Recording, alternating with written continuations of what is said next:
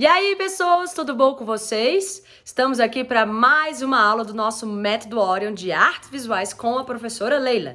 Se você não se inscreveu no nosso método, se inscreva lá, Método Orion com 2 os.com.br e siga a gente lá no Instagram também, @Método Orion. Na aula passada, nós estávamos trabalhando com os conceitos, né, e os fundamentos da perspectiva e entramos dentro da noção da perspectiva linear. E eu te fiz uma perguntinha: em qual período que a perspectiva ela é descoberta? Se você respondeu Renascimento, você acertou.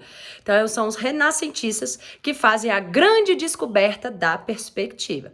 Então, se você for pensar e você olhou lá a sua lista de obras do Paes, né, para a galera do Paes 1, você percebeu que a gente tem uma obra renascentista lá do Rafael Sanzio, que é a Escola de Atenas. Então, se você for observar, você tem a perspectiva linear naquela composição.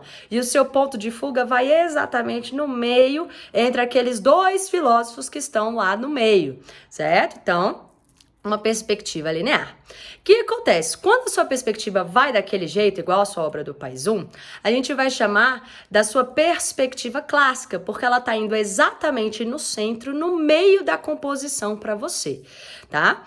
Agora, se eu tiver uma perspectiva linear que não necessariamente está indo exatamente para o centro e para o meio da sua composição, a gente chama de perspectiva linear, ela já não entra na ideia do clássico.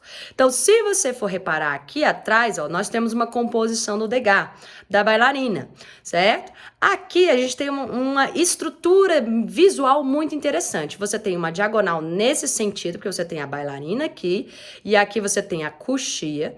Depois o Veiga com certeza vai estar trabalhando com vocês com os elementos do palco, certo? Então depois vocês perguntam lá para ele o que é coxia, certo? Só que tá diminuindo para qual sentido? Tá diminuindo para cá a sua composição? Seu ponto de fuga tá vindo para cá?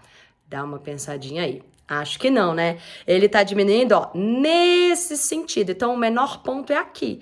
Então, se você for observar, nós temos a perspectiva linear também nessa composição. Mesmo sendo uma obra impressionista aí, que é conteúdo de vocês lá do 2º ano, que entra dentro do Paes 2. Essa não é a nossa obra selecionada, porém, ela entra dentro do conteúdo de vocês aí como um bom exemplo de impressionismo, certo? Então, se você for reparar, mesmo sendo impressionismo, ele ainda tá usando o fundamento da perspectiva para você, só que não a perspectiva clássica. Tranquilo, galera? Agora, nós temos um outro tipo de perspectiva, que é a perspectiva oblíqua, que ela é uma perspectiva mais difícil de ser encontrada.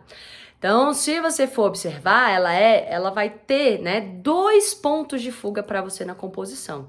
Você vai ter uma sensação de que vai estar diminuindo para 2 angulações, 2 laterais.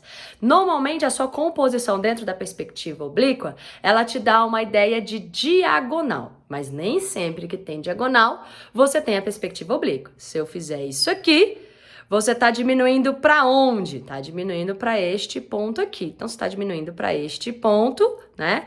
Tá indo, né? Todas as linhas para aquele ponto. Então, tem um ponto de fuga só. Tá dentro da sua perspectiva linear, certo? Então, dá uma pesquisada, vê se você consegue encontrar aí uma obra em perspectiva oblíqua e fala aí pra gente lá no canal, certo? Ela não é tão fácil, normalmente você trabalha com a linear, tranquilo?